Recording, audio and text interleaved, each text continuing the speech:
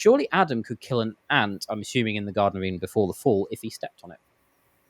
Okay. Now, I guess people have never kept track of how many ants they've stood on, because you'll find it's incredibly few. You've got to deliberately go out to kill them, because every morning we get up and we find ants are trying to invade the residue in the kitchen sink.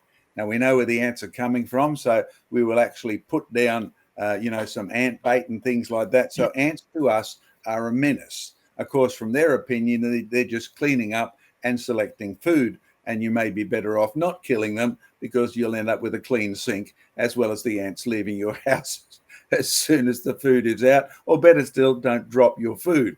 That's probably the moral of the story.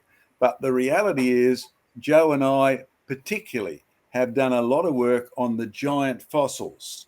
Now, you may be surprised if you start looking at, in a good world where there was no summer or no winter, where there was no need for the trees to slow down, where there was no need for the animals to take a winter break and hibernate, you will find, yes, even the amoebas could be that big.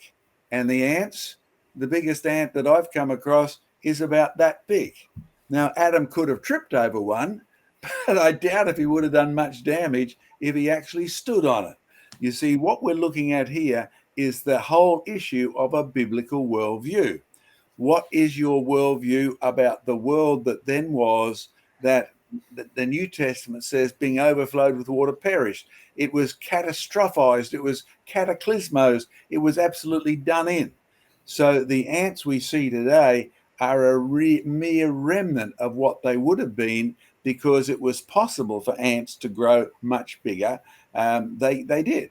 And so you'll find that is true for many animals, particularly the ones that grow horizontally, that have 6 legs or rest on the ground. There was almost no limit except for how long they would live. When it comes to people, of course, our size is limited, and Diane can talk more about that. But you see, there was one other factor that you and I need to take into consideration. God gave Adam dominion over all the creatures. He had every authority to say, ants, get out of here. Now, I don't know if he said it in ant or how you would communicate with the animals, but some people even today have a remnant ability to communicate to animals. But Adam would have been right at the top of the pole when it comes to that. So Adam would have been more sensitive. And I suspect if you had the ants wandering around the forest floor that big, you would have had no trouble tripping over them, because you would have heard them coming. Thump, thump, thump, right? You would have seen them coming. What's that big thing pushing aside all the leaves? And thirdly, the ants were much more sensitive today than they are now. So they would have heard us coming.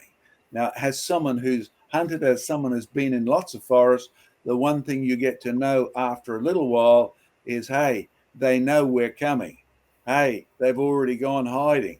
And now this is a reality with many, many creatures that you could damage if you did stand on them.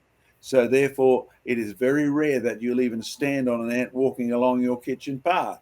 And if you do, you may notice one interesting thing.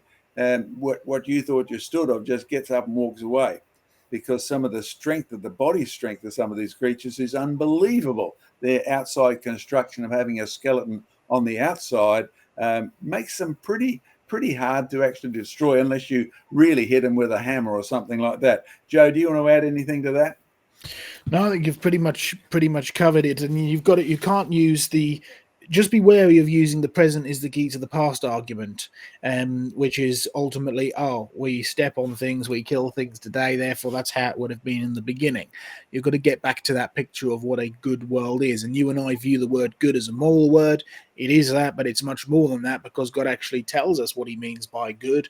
It's good climate. It's animals not eating meat. It is no death. And so it all sort of comes in together into that one big perspective. And it really is very important.